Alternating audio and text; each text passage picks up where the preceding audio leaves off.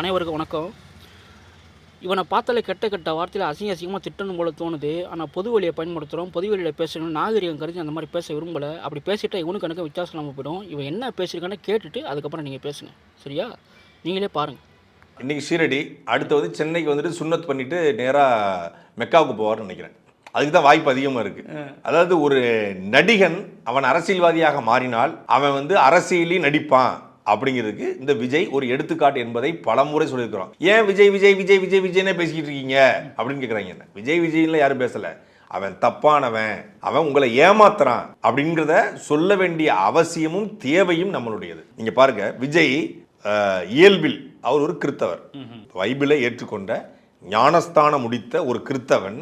அவன் வந்து இந்து கோயிலுக்கும் இல்லை வந்து இதுக்கும் வருவாங்கன்னா சும்மா வருவாங்க, நட்பு நடிப்பில் வருவாங்க. ஆனால் அவங்க மனமுருகி நான் இந்து மதத்தை பின்பற்றுகிறேன் அப்படின்னு எழுதி கொடுப்பாங்களா? லெட்டர்ல நான் இந்து மதத்தை பின்பற்றுகிறேன் அப்படின்னு ஜோசப் விஜயன் கையெழுத்து போட்டுட்டு உள்ள போறாரு. யாரை ஏமாத்துற நீ? கிறிஸ்தவர்களை ஏமாத்துறியா இல்லை இந்துக்களை ஏமாத்துறியா? இதை தேர்தலுக்கு முன்னாடி அவர் பண்ணியிருந்தாதாங்க ஓட்டுக்காக பண்ணாருன்னு அர்த்தம். தேர்தலுக்கு பிறகுதானே பண்றாரு, அவர் விருப்பப்பட்டு பண்றாருன்னு பல பேர் சொல்றாங்க. தேர்தலுக்கு முன்னாடி பண்ணியிருந்தா ஓட்டு விழாது, அதனால பண்ணல.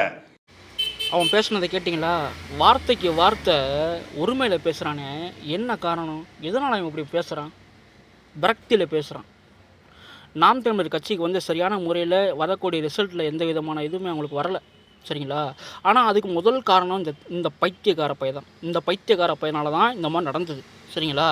போன முறை நாத்தாக ஓட்டு போட்டேன், இந்த தடவை போடாத நினச்சி சந்தோஷப்படுறேன், சரிங்களா? இவனை மாதிரி நான் ஆட்கள் எல்லாம் நடு ரோட்டை நிற்க வச்சு செருப்பை கழட்டி அடிக்கணுங்க. என்ன இவ்வளோ கேவலமாக தரங்கட்டு போய் பேசுகிறதுக்கு என்ன காரணம்? இவனுக்கு நீங்களே ஒரு முடிவு கட்டுங்க.